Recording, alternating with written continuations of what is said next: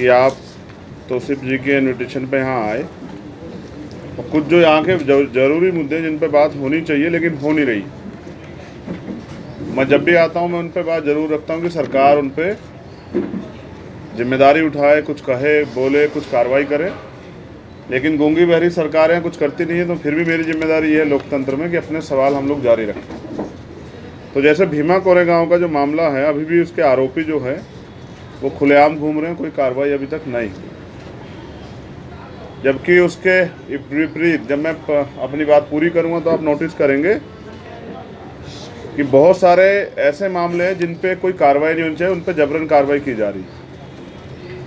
जैसे एक मामला है, मोहसिन शेख नाम के एक युवक की हत्या हुई थी, सिर्फ दाढ़ी और टोपी देख के जो है, कहते हैं देश में सेकुलरिज्म है लेकिन फिर भी मुसलमानों को इस अन्याय का सामना लगातार करना पड़ता है, दलितों को भी इस अन्याय का सामना लगातार करना पड़ता है, बैकवर्ड के लोगों को भी इस अन्याय का सामना, और जो अन्य माइनॉरिटी है, बौद्ध, सिख, जैन, सबको करना पड़ता है कि धार्मिक रूप से जो है वो शोषण सहते हैं।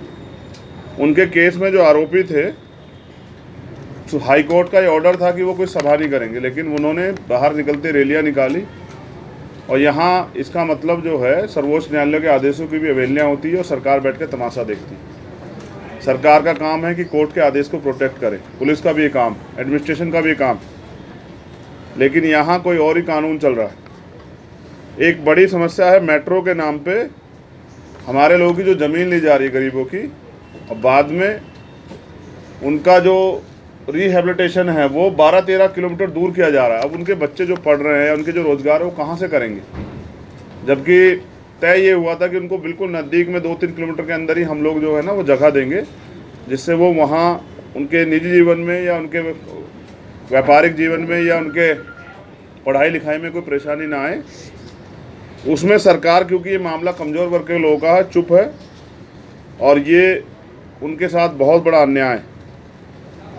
यहाँ की बीजेपी सरकार ने 353 कानून में जो बदलाव किया है, और वो सिर्फ बदलाव इसलिए किया गया है कि महाराष्ट्र में जो लोग आंदोलन कर रहे हैं, सरकार डरपोक है, डरती है सरकार, और जो लोग आंदोलन कर रहे हैं उनके सवाल का जवाब नहीं देना चाहती, इसलिए महाराष्ट्र में 353 को अलग करके उसकी बेल जो है वो हाई कोर्ट से होती है, जबकि और जगह पे सेशन से भी हो जाती है। यहाँ पुणे में भी सेशन से हो जाएगी, लेकिन मुंबई में हाई कोर्ट से होगी। इसका मतलब ये है कि सरकार अभिव्यक्ति की आज़ादी, कॉन्स्टिट्यूशन का जो आर्टिकल 19 है उसको कुचलना चाहती है, जबकि हम और आप सब लोग जानते हैं कि भारतीय जनता पार्टी के तो पहले से ही जो उनके विचार रहे हैं वो भारतीय संविधान के खिलाफ रहे हैं। संघ के जो विचार रहे हैं भारतीय संविधान के विपक्ष में रहे हैं। भले ही वो आज बाबा साहब अम्बेडकर की मूर्तियों को पुष्प चढ़ाते हों या महापुरुषों की बात करते हैं, लेकिन उनके विचार महापुरुषों के खिलाफ रहे हैं। अभी कुछ दिन पहले EWS पे सुप्रीम कोर्ट का ऑर्डर आया, 50% की कैप ख़त्म कर दी गई। अब हम ये चाहते हैं कि यहाँ जो जिसकी इतनी संख्या भारी, उसकी इतनी हिस्सेदारी के आधार पे यहाँ के SC ST OBC के साथ EWS के जरिए तो सरकार ने दे ही दिया है, यहाँ के मराठा और मुस्लिम जो समाज है उनको भी आरक्षण व्यवस्था में अब लाया जाए और उनको उनकी आबादी के हिसाब से आरक्षण व्यवस्था में उनकी हिस्सेदारी सुनिश्चित की जाए। और SC ST OBC का जो बैकलॉग है, जो पिछले लंबे समय से नहीं भरा गया, जिसके कारण नौजवान बेरोजगार घूम रहे हैं, उस बैकलॉग को भी सरकार शीघ्र भरे, ऐसी जो है सरकार से हमारी मांग। भारत देश के जो पहला स्कूल राष्ट्रपिता ज्योतिबा फूले के नेतृत्व में खुला फूलेवाड़ा में, क्योंकि आज उनका परिनिर्वाण दिवस है, मैं उनको नमन करने के लिए भी यहाँ आया हूँ। हमारी ये मांग है कि उनका जो वो स्कूल है उसको राष्ट्रीय स्मारक घोषित किया जाए। और मुझे उम्मीद तो नहीं सरकार करेगी, लेकिन हमारी मांग है कि सरकार जागे, महापुरुषों का अपमान करने वाली सरकार महापुरुषों के सम्मान में कुछ करके दिखाए। देश भर में बीजेपी जो है पुराने जो इस्लामिक नाम दिए हुए शहर हैं उनके नामों को बदल रही है। इनमें बड़ा वो है, जबकि इसमें बहुत बड़ा खर्चा भी आता है। मैंने तो देखा जब उत्तर प्रदेश में नाम बदलते हैं कई हज़ार करोड़ रुपए का खर्चा आता है। लेकिन अगर सरकार को बदलने का ही शौक़ है तो मैं चाहता हूं कि पुणे का नाम जो है माँ साहिब जिजाऊबाई के नाम पे जो है वो रखा जाए। माँ साहिब जिजाऊ जिन्होंने पुणे नगर बसाया, अगर सरकार करना चाहती तो इस नगर का नाम, पुणे का नाम माँ साहिब जिजाऊ के नाम पे जो है वो रखे।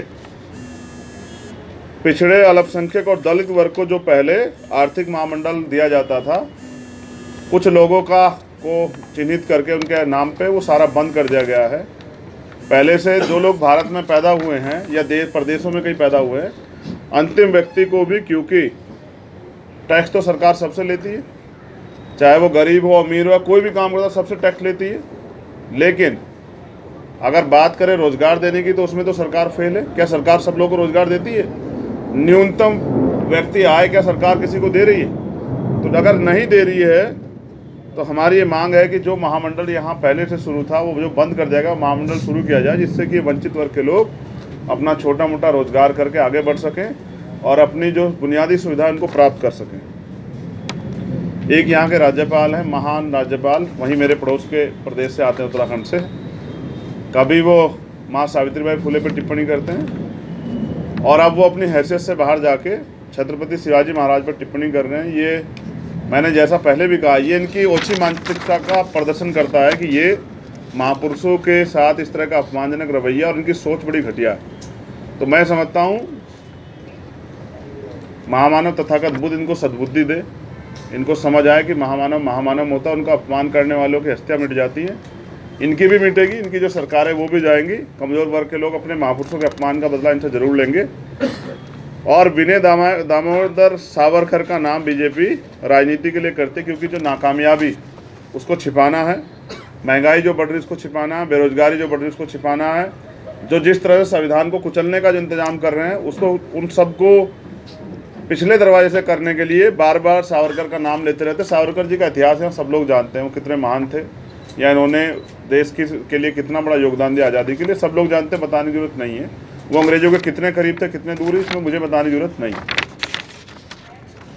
मैं खुद एक वकील हूँ और तौसीफ साहब हमारे एडवोकेट लीगल के यहाँ जो हैं वो अध्यक्ष भी हैं प्रदेश के। जिस तरह से वकीलों पे झूठे मुकदमे यहाँ की सरकार लिख रही है, उसका एक सबसे बड़ा एजेंडा ये है कि वकील जो अपने पैसे से गरीबों की मदद कर रहा है, सरकार ने जिन पर झूठे मुकदमे लगवाए, वो इसलिए लगवाए कि राजनीति की ताकत के जरिए लोगों को झुकाना दबाना चाहते हैं। तो वकीलों को तकलीफ दी जा रही है, गलत है। इसलिए मैं चाहता हूँ एडवोकेट प्रोटेक्शन लॉ जो है, एक्ट जो है, यहाँ पारित किया जाए, जिससे कि यहाँ के वकीलों को सुरक्षा मिल सके और वो कानून की लड़ाई को मजबूती से लड़ सकें। एक बहुत इम्पोर्टेंट मुद्दा है रेशनिंग डिजिटलाइजेशन का। गरीब लोगों से ठेकेदार जो है अंगूठे तो लगा ले रहे हैं, लेकिन अनाज नहीं दे रहे हैं, उनके अनाज को ब्लैक कर रहे हैं, और ये सरकार की नज़र में है और ये सरकार के संरक्षण के बिना नहीं हो रहा। और आने वाले जो कॉरपोरेशन का चुनाव है पुणे में, वो आज़ाद समाज पार्टी लड़ेगी। इन्हीं सभी मुद्दों के साथ मुझे आपसे आज बात करनी थी। बहुत बहुत धन्यवाद, बड़ी जिम्मेदारी से आपने मेरी बात को सुना। अभी आपका कोई सवाल हो तो आप मुझे बताएं, बाकी मैंने अपनी बात पूरी रख दी। आज जो आपका पुणे दौरा है, इसके बारे में देखिए, आज राष्ट्रपिता ज्योतिबा फूले जी का परिनिर्वाण दिवस है। ऐसे महापुरुष जिन्होंने अपना पूरा जीवन कमज़ोर वर्गों के लिए और इस देश की महिलाओं को शिक्षा के लिए जो है योगदान किया, माँ सावित्रीबाई फुले उनके साथ थी। उन महापुरुष को नमन करने के लिए मैं यहाँ आया हूँ, क्योंकि पूरी दुनिया में उनका सम्मान है। और मेरे जैसा व्यक्ति जो उनका दिल से सम्मान करता है, ऐसे दिन कैसे चूक जाए। तो मैं उनके जो फुलेवाड़ा है उस स्थल पर जाकर उनको नमन करूँगा। पूरे देश में रहने वाले हमारे अनुयायी चाहते हैं कि महापुरुषों की जन्म जयंती या उनके परिनिर्वाण बड़े पैमाने पर मनाए जाएं, और उसके बाद हमने एक आयोजन यहाँ किया है महापुरुषों के नाम पे उनके विचारों को जो है प्रचार प्रसार करने के लिए।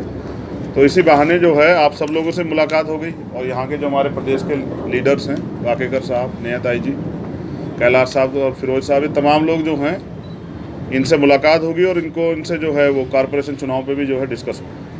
कॉरपोरेशन चुनाव का आपने मुद्दा निकाला है चुनाव में जी, तो गठबंधन करोगे या खुद? जो भी पार्टी की स्टेट की लीडरशिप जो है फिरोज साहब तमाम लोग तय करेंगे। मैं तो पार्टी का एक वर्कर, जब पार्टी के लोग आदेश करते हैं, तौसीफ साहब का आदेश हुआ तो मैं यहाँ चला आया। मेरा काफ़ी दिल्ली में एमसीडी का इलेक्शन चल रहा है, वहाँ भी हमारी पार्टी लड़ रही है और वहाँ भी प्रचार काम चल रहा है। मैं कल जब आज रात यहाँ से जब जाऊँगा तो सुबह जाके वहाँ प्रचार करूँगा। और यूपी में भी उपचुनाव चल रहा है और वहाँ हम लोग गठबंधन के जरिए बीजेपी के सामने आमने सामने एक फ़ाइट कर रहे हैं। मुझे उम्मीद है कि हम बीजेपी को वहाँ भी हराएंगे और यहाँ भी हम कॉरपोरेशन में हमारी पार्टी के लोगों ने बहुत मेहनत की है, इस बार उनको जनता अवसर देगी। राज्यपाल द्वारा जो टिप्पणी की जा रही है छत्रपति शिवाजी महाराज पर, क्या इसके खिलाफ कोई मामला दर्ज किया गया है? हमारी पार्टी की लीगल सेल की टीम उनके लिए जो है उनके खिलाफ कोर्ट में जा रही है, लेकिन मैं समझता हूं कि कहते हैं ना विनाश काले विपरीत बुद्धि, उससे भी बड़ी बात यह है कि बीजेपी का चाल चरित्र और विचार ऐसे ही रहे ना। उन्होंने कभी महापुरुषों का पहले सम्मान, वो महापुरुषों का सम्मान भी राजनीतिक भावना के कारण ही करती है बस, उनके अलावा कोई वो नहीं है। और ये इनकी छोटी सोच का प्रचारक है, प्रदर्शक है कि ये लोग कितनी छोटी सोच महापुरुषों के बारे में रखते हैं। राहुल गांधी का जो दौरा शुरू है पूरे भारत, आप कैसे देख रहे हैं? और मैं धन्यवाद देता हूं कि चलिए उनको अच्छा अवसर मिला है, काम करें, जनता के बीच जाएं, देखें। और मैं तो विपक्ष के सभी साथियों का जो है धन्यवाद करता हूं कि अगर वो भाजपा को रोकने के लिए मजबूती से लड़ें तो ये अच्छी बात है, एक अच्छी पहल है। मैं उसका जो है उनका आभार प्रकट करता हूं कि एक अच्छा कार्य करें। महाराष्ट्र में प्रकाश आंबेडकर गठबंधन जो है उसके साथ जाना चाह रहे हैं। अभी आज़ाद पार्टी आप जाएगी?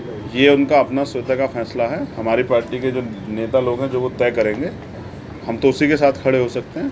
पार्टी के वर्कर इससे ज़्यादा क्या कर सकते हैं? पार्टी के नेता लोगों से आप पूछे, वो बता दें जिसके साथ जाना है, प्रचार करने के लिए मुझे आना है, मैं आ जाऊँगा।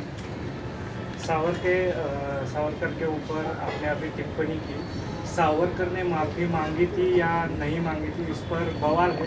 आप मुझसे बेहतर जानते हैं। मैं क्या पूरा देश जानता है कि 60 रुपये की तनख्वाह कौन लेता था उनसे? मैं तो नहीं लेता था। हम तो अगर लड़े भी अंग्रेजों से, हमने कोई बात भी की तो वो अपने अधिकारों के लिए की। और मैं समझता हूँ जिन महापुरुषों को मानते हैं उन्होंने कभी साथ माफ़ी नहीं मांगी। उन्होंने सर कटवाना, गुरु गोविंद सिंह जी इसका उदाहरण है। हमने सर कटवाए हैं लेकिन सर झुकाए नहीं, और उनको मानने वाले लोग कभी सर झुकाते भी नहीं। धन्यवाद। गुजरात में इलेक्शन का दौर शुरू है जी। आज़ाद समाज पार्टी उसमें, आज़ाद समाज पार्टी वहाँ इसलिए जो है इस बार नहीं लड़ी क्योंकि वहाँ संगठन सभी ज़िलों में महत्वपूर्ण, क्योंकि आज का धनतंत्र का चुनाव हो गया, पैसे आधारित चुनाव होता है। बड़ी बड़ी रैली, पोस्टर, होर्डिंग लगते हैं, परमिशन, तमाम तरह की चीज़ें चाहिए होती है, तो चारों तरफ इलेक्शन है। तो इस बार वहाँ के संगठन ने तय किया कि हम लोग नहीं लड़ें, क्योंकि बाद में लोग रोते रहते हैं कि चंद्रशेखर आ गए तो उनकी वजह से हम लोग हार गए हैं। इस वजह से मैंने सोचा कि यही जीत लें, तो अच्छा है कि अगर वो जीत ले, बीजेपी हार जाए तो ये भी कोई बुरा नहीं है। अगर नहीं जीतेंगे तो फिर मैं उनको कम से कम कहूँगा कि भाई अब ये रोना बंद करो कि भाई आपकी वजह से हारे। जैसे यूपी में चिल्ला रहे थे भाई इनकी वजह से हारे। भाई नई पार्टी हमारी अब काम करने आ गई है, आप लोग करना नहीं चाहते, हमारे लोग लड़ना चाहते हैं, हमें मौका मिलेगा तो हम उनका अच्छा काम भी करके दिखाएंगे। तो जनता भरोसा देगी, जनता विश्वास करेगी तो अच्छा काम देखने को मौका मिलेगा। भीमा कोरेगांव के बारे में जल्दी आने वाला हूँ। उसके बारे में आपने कहा कि वो जो केस चल रहा है, हाँ, कोई कार्रवाई नहीं हुई है। अगर हमारे लोग बार बार आंदोलन करते, मैं तो इनसे कहता हूँ कि भाई अपनी सरकार बना लो मेहनत करके। आप दूसरी पार्टियों के आगे पीछे घूमते रहते हो, अपनी मजबूत पार्टी करके अपनी सरकार बना लो। तो जब अपनी सरकार बना लोगे तो फिर भीमा कोरेगांव के आरोपी भागेंगे थोड़ा ही, यहीं तो रहेंगे महाराष्ट्र में। फिर उनको गिरफ्तार करवा के जेल भिजवाना, फिर फास्ट ट्रैक कोर्ट में मुकदमा चला के उनको सज़ा करवाना। हम मानव मूल्यों की गरिमा को समझते हैं। जो लोग दंगों पे भरोसा रखते हैं, दंगे करा के राजनीति कर रहे हैं, ऐसे लोगों को जनता सबक सिखाएगी। बड़े मुद्दे हैं, महंगाई, बेरोजगारी, रुपया जिस तरह से रुपया जो डॉलर के मुकाबले गिर रहा है, जिस तरह से नोटबंदी के खुदाई दावे किए गए थे उसका सच क्या है, जिस तरह सरकार सिस्टम को पूरे को बेचा जा रहा है, जिस तरह से आरक्षण जो है SC ST OBC का ख़त्म किया जा रहा है, और जिस तरह से मेट्रो के नाम पे जो है हमें हमारे घरों से उजाड़ा जा रहा है, और फिर विरोध करने पे झूठे मुकदमे 353 जैसी धाराएं तैयार करके और फिर हमें जेल में रखा जा रहा है। ये सब चीज़ें इस बात का उदाहरण। कल महामहिम राष्ट्रपति जी ने कहा, अगर आपने सुना हो, सुप्रीम कोर्ट के जजेस से कहा इस बात को, कितने नई जेल बनाने को कह रहे हैं, जितने जो पेंडिंग केस कर रहे हैं उनको क्यों नहीं ख़त्म कर रहे हो। तो जब तक कॉलोजियम सिस्टम रहेगा, मैं तो नहीं मानता कि दलित, पिछड़े या आदिवासी लोगों को न्याय मिल जाएगा, माइनॉरिटी के लोग, मुझे नहीं विश्वास है। वहाँ बैठे गए जज लोग जातिवादी है और जाति देख के न्याय करते हैं, इसलिए जो है हमारे लोग साथ वहाँ से न्याय नहीं होता, इसलिए हमारे मुद्दे वहाँ फाइलों में दब के रह जाते हैं। मैं तो खुद 2 साल से अपने केस को देख रहा हूँ। जब भी मेरा वो केस जाता है कोर्ट में, जज साहब नाम पढ़ के पीछे फाइल को रखवा देते हैं। इस देश में वंचित वर्ग में पैदा होना अपराध है, जबकि इस भारतीय संविधान अंतिम व्यक्ति को भी जो है समान अधिकार देता है, लेकिन व्यवस्था ऐसी बन गई है कि अपराध जैसा महसूस होता है। कोई दाढ़ी देख के पीट देता है, कोई टोपी देख के पीट देता है, और कोई नाम पूछ के पीट देता है, और फिर मूछें रखने पे, घोड़ी चढ़ने पे आप तमाम आज भी आज़ाद भारत में होता है। ये इस बात का प्रदर्शन है कि गैर बराबरी आज भी। सावित्री महात्मा फुले का स्मृति और जो पहली स्कूल थी उसका जो आज भी आते हैं महापुरुष, कोई भी आता है सिर्फ घोषणा करके चले जाते हैं आज़ाद पार्टी और भीम आर्मी 72 साल से आ ही रही है, आती है पार्टी आगे चली जाती है। इसलिए हम कह रहे हैं कि अब आज़ाद समाज पार्टी को आप मौका दो तो हम उसको पहले दिन राष्ट्रीय स्मारक बनाएंगे। मैं समझता हूँ इससे बड़ा तो उनके लिए इससे ये तो मैं समझ छोटा सम्मान है, लेकिन इससे बड़ा अवसर नहीं हो सकता कि महापुरुषों को सम्मान का मौका मिले। तो एक अच्छा अवसर होगा, अगर हमें मौका मिलेगा तो हम इस मांग को बड़ी तेज़ी से जो है करेंगे, और हमें अवसर मिलेगा तो हम इसको करके देंगे। सर आज़ाद समाज पार्टी भीम आर्मी जो उसका ये है सामाजिक वो है तो संगठन। आने वाले चुनाव में भीम आर्मी को लेकर चुनाव लड़ा जाएगा। भीम आर्मी से तो हमारी ऐसी विंग है ना जहाँ से हमारे लीडर तैयार होते हैं। भीम आर्मी हमारी लीडर बनाने की फैक्ट्री है, वहाँ से सामाजिक मूवमेंट से लीडर विचारधारा तैयार होता है, आज़ाद समाज पार्टियों को मजबूत करते हैं। मैं भी तो वहीं से निकल के आया। ये तमाम लोग जो आज आज़ाद समाज पार्टी में काम कर रहे हैं सब भीम आर्मी निकल के आए। भीम आर्मी हमारा बड़ा विंग है, इस विंग के जरिए हम लोग तैयार हुए। आज मुझे जो पहचान मिली भीम आर्मी के जरिए मिली, तो ऐसे ही वो चलता रहेगा। उसके बिना तो हम कुछ है ही नहीं। सर आज का जो माहौल है देश का जी, वो उस माहौल को आप कैसे देख रहे हैं? ये नफरत का माहौल कुछ लोगों ने अपनी राजनीतिक रोटियां सेकने के लिए बनाया है, लेकिन जनता अब समझ रही है, और मुझे लगता है जनता अब इसका जवाब आने वाले इलेक्शन में, क्योंकि जनता पे वही अवसर होता है अपनी वोट की चोट से जो है ऐसी सत्य को जवाब दे, जनता इस बार देगी। धन्यवाद।